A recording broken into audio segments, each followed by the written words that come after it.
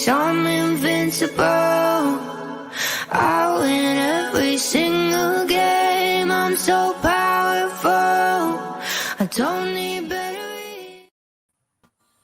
I love all the ladies. That is fabulous. Well, I wanted to do something for you guys because, again, this is your show. This is something that, we put a lot of thought in, and, we try to do something special because you are the matriarchs of fandom. Each one of you holds a particular fandom, and let's just face it, the fandom world or universe is pretty much a sausage factory, and you guys don't get to say what you need to say, and this is your chance to say what you want to say from the Cosmic Portal. And of course, we're linked with our sister or cousin page, or however you want to say it, the 757 Geek Fandoms.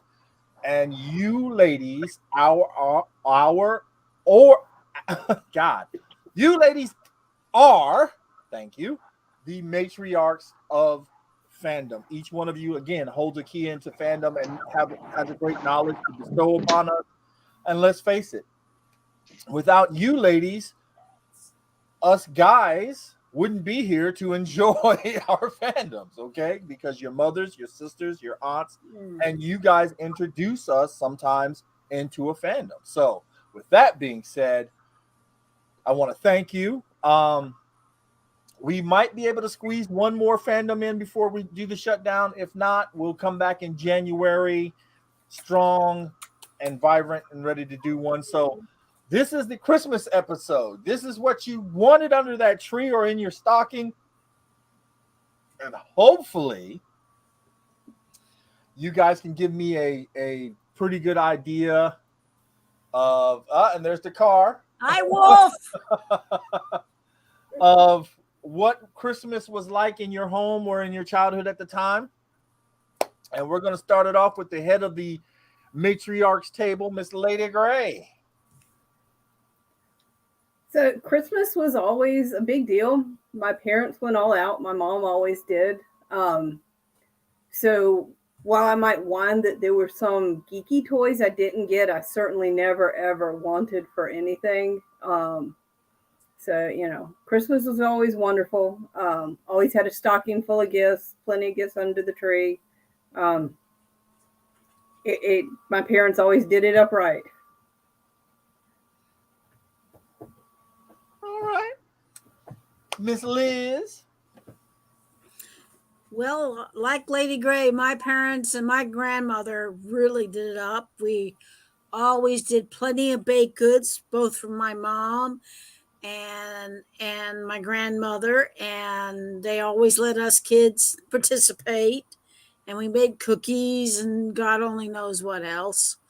I just wish that I had gotten my grandmother's raisin cookie recipe before it disappeared.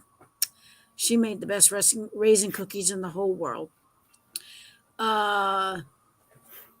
We always did the tree.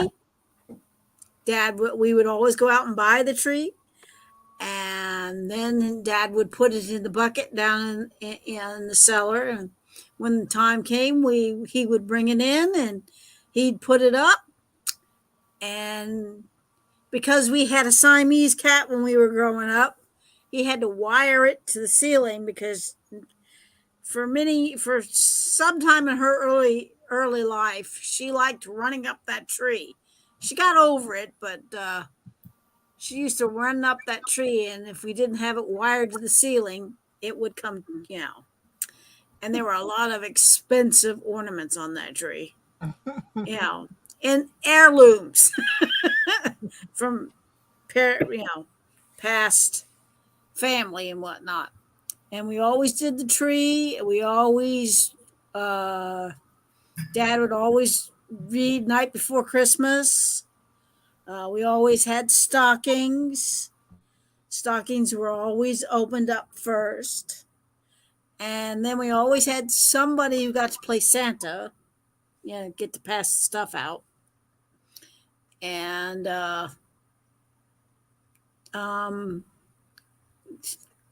Christmas dinner, the whole bit. I mean, Oh, and Pity Sing, by the way, some cats are crazy about catnip. Pity Sing liked Christmas tree branch. Mom would put a Christmas tree branch in a plastic bag, and that made that cat happier than. So, also we had turkey, and she was a turkey holic.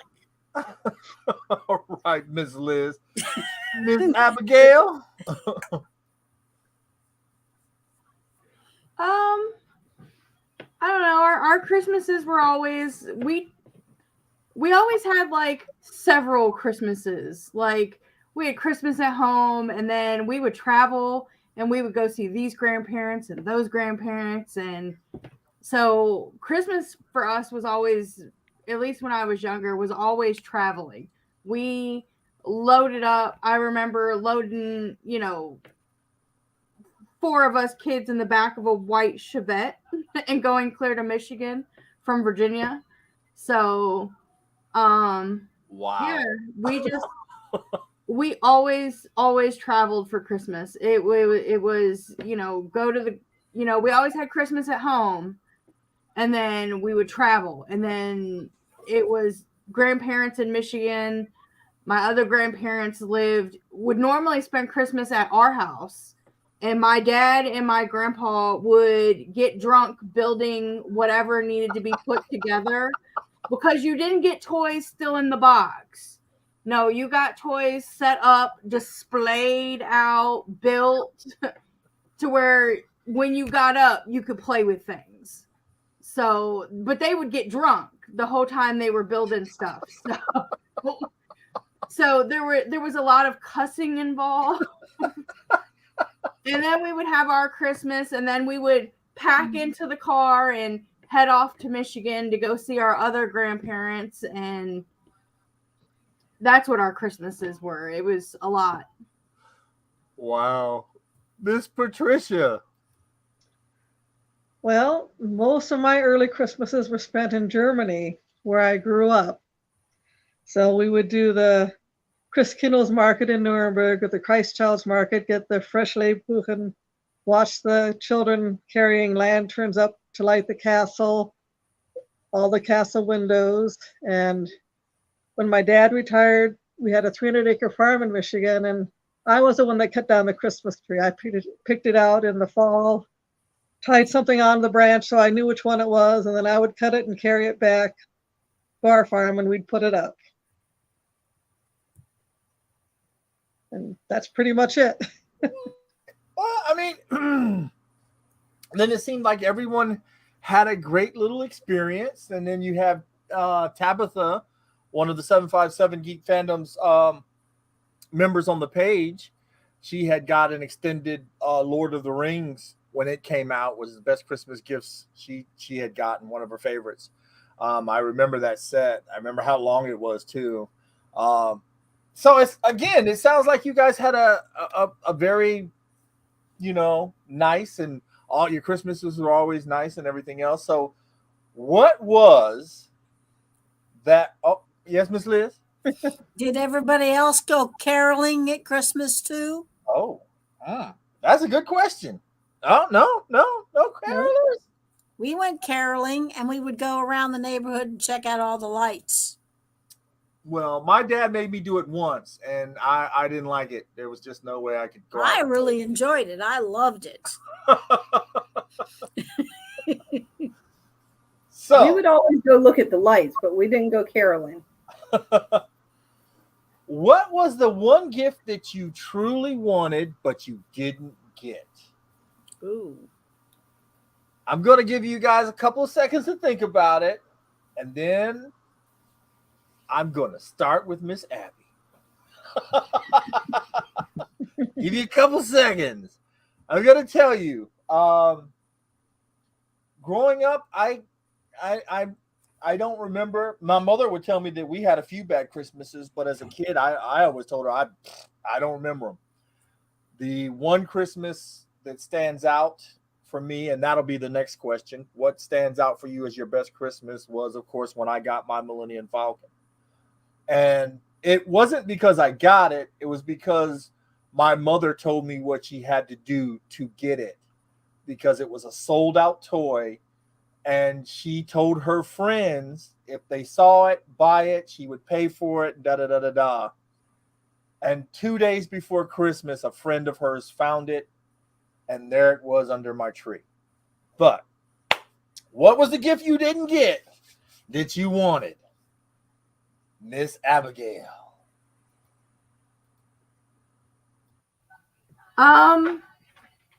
I can't think of like one gift specific. I liked boy toys, and I always got like the girly stuff. And a lot of my Christmases were, my birthday falls right before school starts. So I didn't get a whole lot of birthday presents. So a lot of my Christmas gifts were what I asked for my birthday. Because that's just how my mom did things. And then my brother always got, Christmas gifts and then birthday gifts a week after Christmas because that's when his birthday fell. But, I pretty much envied almost every gift he got. He always got better things than me. He always got boy things versus, Barbie dolls and girl stuff that I really didn't like. So you're what you're saying is you would have rather had his stuff. Oh man, there's Tabitha again. She went caroling. It was too cold but fun. Okay. All right. Owned a lot of mutilated Barbies growing up. Just saying. My daughter did that. She went through that phase where apparently Barbie's hair was never to her liking. And I came home to find a Queen Amidala mohawk. All right, Miss Patricia. What is it? Yeah, go ahead. I was going to say, when we moved from Germany back to the States, my telescope got damaged, so I always wanted a replacement 10-inch double refracting telescope, and I never got it. I got Barbie stuff. I got clothes for Barbies, and the only other thing I wanted was a rock tumbler and or to paint my room to look like a space shuttle. That never happened, but okay.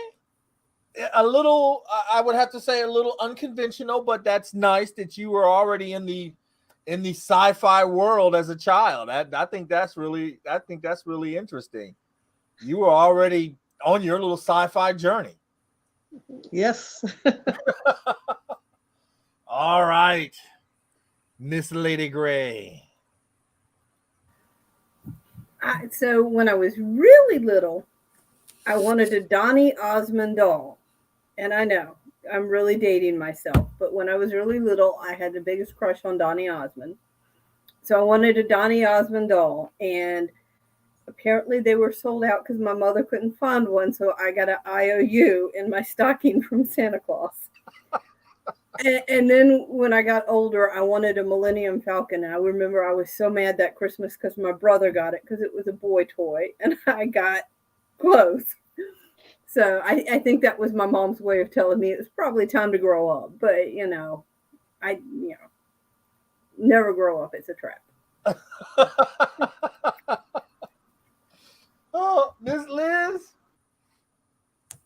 Well, I totally agree with everybody who wanted boy toys because I pretty much wanted boy toys also. But my mother knew better than to give me dolls and dolly stuff because my sister would get that because it would go over like a lead balloon, let's put it that way. And the one thing I always wanted from an early age all the way up until I probably high school, I wanted a piano because my neighbor had two of my neighbors had them and I loved it, but I never got one. But yes, I like the sci-fi toys and that kind of thing. So, but I can't think of anything else in my life that, because I was very sensible about what I asked for Christmas. So I suppose I was lucky that my mother never made me suffer through, getting Barbie dolls and Barbie clothes and girly stuff. She knew that I was not, I want, like football or baseball or, I wanted boys things because I played with the boys. And, but I never got a piano. So I never really learned how to play the piano except for the stuff I learned from my neighbors. But that was the only one thing I never got was a piano. But my parents did other things for me that, that I thank them to this day for. Like my dad taking me to meet lay majors. God bless him. Took me all the way to Glen Burnie Mall with my neighbor's my best friend, who's my neighbor. 4 hours out to Glen Burnie Mall to stand in line to see Lee Majors for like that much. And I always, to this day, I thank him. It was the greatest gift my dad ever gave me was taking him to see, because I had it really bad. I had a serious crush on Lee Majors when I was growing up, just like my sister and Sylvester Stallone. Okay, Miss Liz, look, I'm going to stop you right there. Yep. But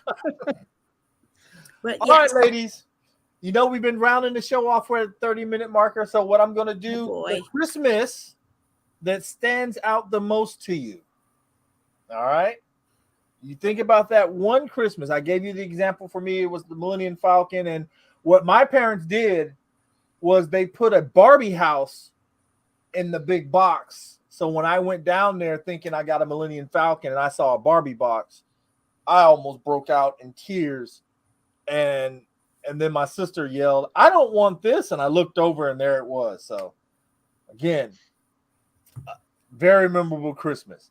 So what is your most memorable Christmas? And I hope you've been paying attention because I'm starting to round off. And we're going to start off with Miss Lady Gray. So most memorable Christmas is for an odd reason. One year we got bikes for Christmas, and then the day after Christmas, it was one of those weird Hampton Roads days where it was like 75 degrees. So we all got our new bikes and we went out bike riding, and my brother wasn't quite steady on his feet and on the bike, and he knocked my mother over and broke her arm. So that stands out, that our brand new bikes and my poor mom got her arm broken. So, but wow. Oh my gosh. All right. Miss Abigail. Oh, I knew you were going to come to me. Larry and I were just discussing it. I don't think I have any from my childhood that were standoutish. Not now. Not that they were bad, but Christmas is just not a big. I'm not a super huge fan of Christmas, so Larry and I were discussing it, and then we were discussing that it was probably the first Christmas that we had all 5 kids together. Oh, nice. And we were a family. Other than we were discussing it, and then I'm pretty sure we were in the townhouse. And then he's looking at me like I'm crazy. So, because we didn't get the kids until after Christmas. We got the kids in January. We had all 5 kids together in January. And then we had one whole year, and we had moved into a townhouse. And that was the first Christmas that it wasn't the first Christmas of all 5 kids together, but it was the first Christmas as us as a family together. And that would have been in 08. 9. 2009? No, 2000. Yeah, 2009. And we got our first family ornament that year because it has little mooses on it, and both of Lair's antlers are missing because over the years it kind of got damaged, but we still hang it up every year. But our very first family ornament was that year, so I think it was 2009. I'm pretty sure it was 2009. So now it's making me curious. But it's a nice memory. Miss Patricia. Well, as a kid, it would be the Christmas market in Germany, in Nuremberg. As a kid, that was special because you see all the lights and all the smells and get to taste good stuff. And then later on with my daughter, it's finding an ornament for her and hiding it in the tree. And she's got to find it. And I still pick out an ornament and I will mail it to her for her own tree. So something simple. Nice. All right. Miss Liz. Well, technically, I have two. One was when I got my first bicycle, my first two-wheeler bicycle. And I love that bicycle to death. Irene, I think I probably rode that thing until I outgrew it. I rode that thing to, everywhere to death. And the other one, which I always felt sorry for my poor brother, was the year he got his bicycle. We had a blizzard. And the year he got his first flexible flyer, it was 75 and 79 degrees outside. And those are the ones I remember the most. Okay. I really felt sorry for my poor brother because he got his first bicycle and there was 14 inches of snow on the ground and he couldn't ride it. And I'll never forget that as long as I live. All right, ladies. This coming up year, I want you guys to deep dive into some fandom issues. Certain things that you guys do like, certain things you guys don't like. Don't be afraid to tackle controversial issues because here at the Cosmic Portal, we are a little bit more, I wouldn't say we're family friendly. We're just a little bit more on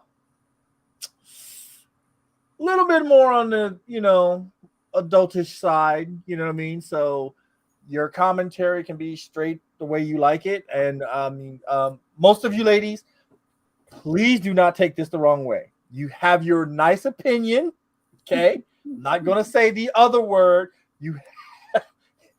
Okay. Yeah, some of you can get edgy. But that's what we're here for. I want you to get edgy. I mean, if there's certain things you don't like, there's certain things you just don't like. Calabos knows I have a dark side.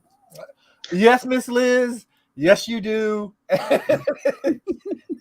To this day, Wolf and I still discuss that.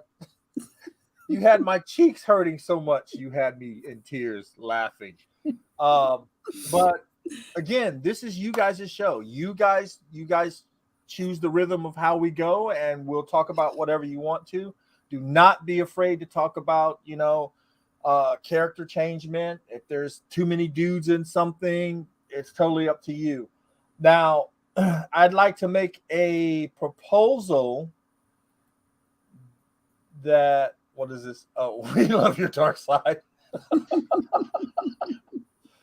Only wire. I would like to say that we should go ahead and just take the break now. Come back January 5th, which is a Thursday. Give you guys plenty of chances to, kind of get yourselves together, figure out what you would like to discuss. If you like, I could speedball you guys, say maybe 10 to 15 questions about the fandom, how you guys feel about it. The new House of Dragons, the new Lord of the Rings. Is that the same thing? No, that's Game of Thrones. So House of Dragons and the new Lord of the Rings thing. How you guys feel about the characters, the development of these characters, of course, the issues of the elves. And I watched the last episode last night, and I'm totally confused. I'm not a big fantasy guy, so it kind of goes over my head. I like Harry Potter more than I do the Fantastical Beast stuff. I love Fantastical Beasts. I didn't say it wasn't good, Ms. Liz. I just said I'm more of a Harry Potter fan than I am that.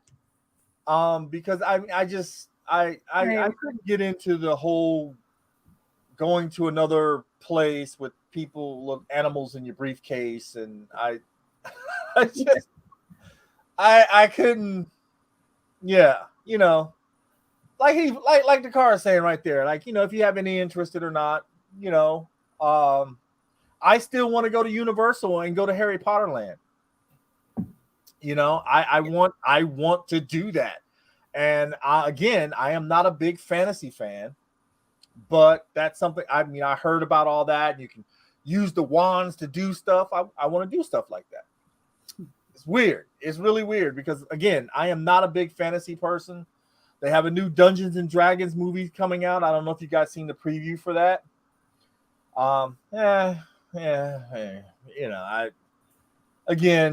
Exactly, Abby. I'm kind of like, just give me people in some armor going on a quest to slay the dragon for the kingdom, and I'm fine. But when you start trying to throw all the comedy in it, and it just kind of loses me. But again, you guys can decide what you want to do. Let me know.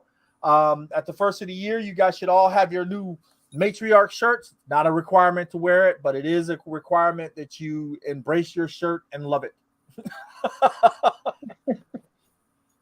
Mighty Python. I love Mighty Python. Spaceballs. Oh my God. Okay, so I guess we do have a yeah, I know it's in the same thing, and I know it's a prequel. It's just not for me. I couldn't get into it. I mean, like I said, I love the Harry Potter stuff. I was working at the theaters when it came out. Twilight, I thought there would be a lot more teenage girls there than mothers, but there were a lot of mothers there, and that kind of freaked me out. But I don't think any of you ladies are a fan of Monty Python. Oh, Miss Liz. Oh, what? Okay. All right, so then we'll be discussing on January 5th the fandom in your own words. And I'm going to pick a few of these subjects. Ladies out there, if there's anybody that really wants to try to get in on this, you might want to contact Miss Lady Gray or myself, and then I'll have to get in contact with Miss Lady Gray about it, and we'll see if anybody wants to join the panel. With that being said, I am very happy to have you ladies here as a sounding board for the Voice of Fandom, even though Miss Liz likes to take me to the outer limits of things. But I'm very happy to host it. I'm very happy to have you ladies here. And I want you to enjoy your holidays. If there's anything I can do for you, let me know. And with that being said, ladies, it's time to pull the curtain on another show.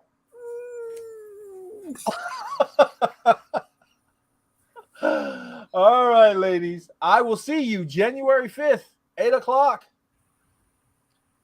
Have a wonderful night.